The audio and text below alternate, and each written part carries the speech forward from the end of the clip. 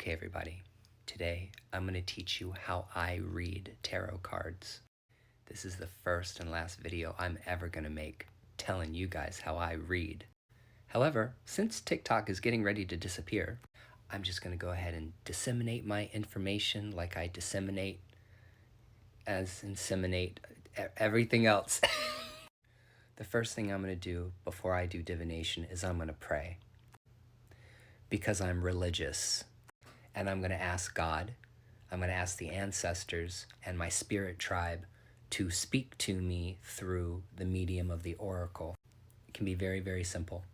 And if you're divining on behalf of somebody else, also ask that the divine creative forces of the universe be backing you and that the spirit of divination comes down on you, the Holy Spirit. You can shuffle the cards however you want, and then you're going to lay down 15 cards. I lay down 21, but I'm just going to show you 15. And that's what that looks like, okay? This is the Herbal Tarot. I love this particular deck. And all I did was shuffle up my cards and then lay the cards out 5, 10, 15. Just like that. Those 15 cards, the placement of them doesn't matter. There's no past, present, future, any designated, no card, no significator, nothing. They're just the 15 cards. Then I'm going to take a nice deep breath. I'm going to exhale to clear my mind. And then when I open my eyes and I look down at my cards, there's going to be one card that pops, that jumps at me, okay? It's going to catch my attention. That's the first card that I want to read because I read tarot intuitively. If I'm reading for a client, I show the card to the client and I tell them what the card means. And then after I finish telling them what that card means, I put it down and I do the same thing again. I take a deep breath, I relax, I open my eyes, I look at the cards. The next card that is speaking to me is the next message that I'm supposed to give. So you got to trust yourself. Tarot is not as complex as people think it is. It's not a difficult system.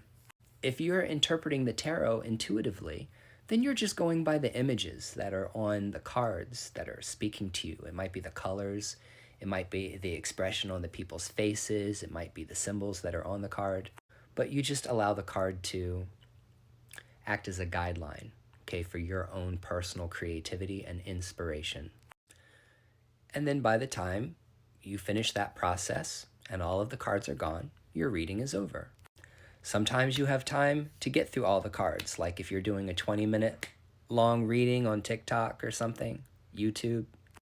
Your job as a diviner is to tell your client what the card means, and it's your client's responsibility to understand what that message means. And if they're not understanding the messages that you're putting down, it means they need to write it down on a fucking piece of paper, because that is some kind of warning or it's some kind of advice. And even if they don't understand the reading now and you don't either, that shit can manifest, and it can manifest in a matter of a week, or it could manifest in a matter of, let's say, 3 months. Because most of the time, if you read somebody with tarot cards, there's about a 3-month period of time in which things will manifest.